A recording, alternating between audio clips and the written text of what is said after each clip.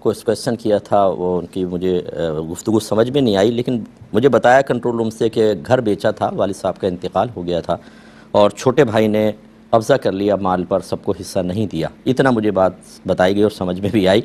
تو اس کا کیا حکم شرع ہوگا؟ دیکھیں، مسئلہ یہ ہے کہ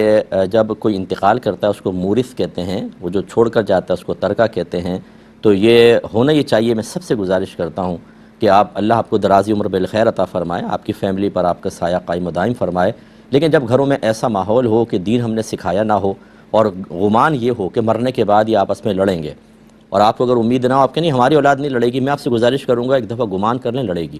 دولت اتنی گندی شے ہے، بچے آپس میں بعض اوقات نہیں لڑنا چاہتے، جیسے بیٹا ہے تو اس کی بیوی اس کو فورس کرے گی کہ یہ کرو اور وہ کرو، پھر دوسرے کی بیوی، تیسرے کی بیوی، آؤٹ سائڈرز جو ہیں وہ سب، پھر جو ہم نے انتشار دیکھا ہے، بعض کہتے ہیں نا یہ 2 شادیاں کریں 3 شادیاں کریں، ان کو ذرا ان کے حشر کیا ہوتے ہیں آپ دیکھیں تو صحیح، کہ جب وہ فوت ہوتے ہیں ان کی پراپرٹی پہ ایک بیوی دوسری بیوی لڑ رہی ہوتی ہے، اولادیں لڑ رہی ہوتی ہیں اور غریبان پکڑا ہوتا ہے۔ تو یا تو اچھا ماحول بنائیں، سب کو اللہ کی رضا پہ راضی رکھیں، اور یا پھر یہ کریں جو میں کہنا چاہتا ہوں کہ آپ اس پر ایک فتویٰ لے لیں۔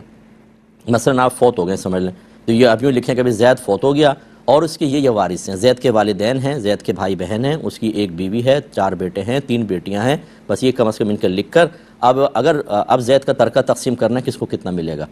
یہ آپ کر کے رکھ لیں، فتویٰ لے کے رکھ لیں اپنے پاس۔ اب آپ کا اچانک انتقال ہوتا بھی ہے، گھر والوں کو پہلے بتا دیں کہ اس کے مطابق تقسیم ہوگی،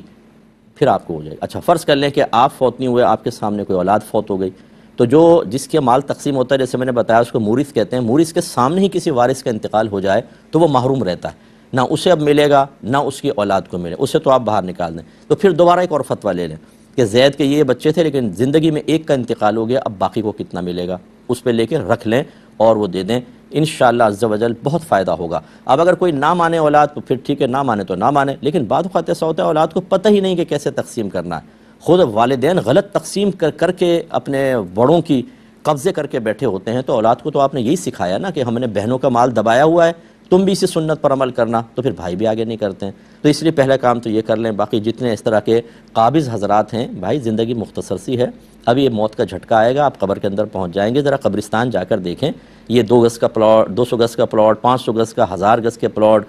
مال گولڈ، یہ سب یہیں رہ جائے گا، آپ کے کپڑے تک اتار لیے جائیں گے، آپ کو برہنہ حالت کے اندر غسل دیا جائے گا، کفن پہنایا جائے گا، اور سیدھا ایک اور کفن بھی کتنے کا ہوگا ذرا قیمت معلوم کر لیں۔ آپ نے ساری زندگی جتنے لباس پہنے ہوں گے، ایک لباس بھی اس کی قیمت سے کم کا نہیں ہوگا، اتنا معمولی سا کفن دے کے آپ کو قبر میں چھوڑ دیں گے، اس کے بعد آپ خمیازہ بھگت رہے ہوں گے۔ اس لیے نہ کسی کا حق ماریں، اگر آپ کو نہیں پتہ کہ کس کا کیا حق ہے تو جیسے میں نے عرض کیا، آپ اب فتویٰ لے لیں جا کر، اور فتویٰ لے کر اس کی روشنی میں خرچہ کریں، یعنی حصہ دیں، اور جو اخراجات وغیرہ آپ نے بیجا کیے ہیں اس کا تاوان دیں، یہ اچھی طریقے سے ذہن میں رکھیں، ورنہ آخرت کی بربادی کا بہت بڑا سامان ہوگا۔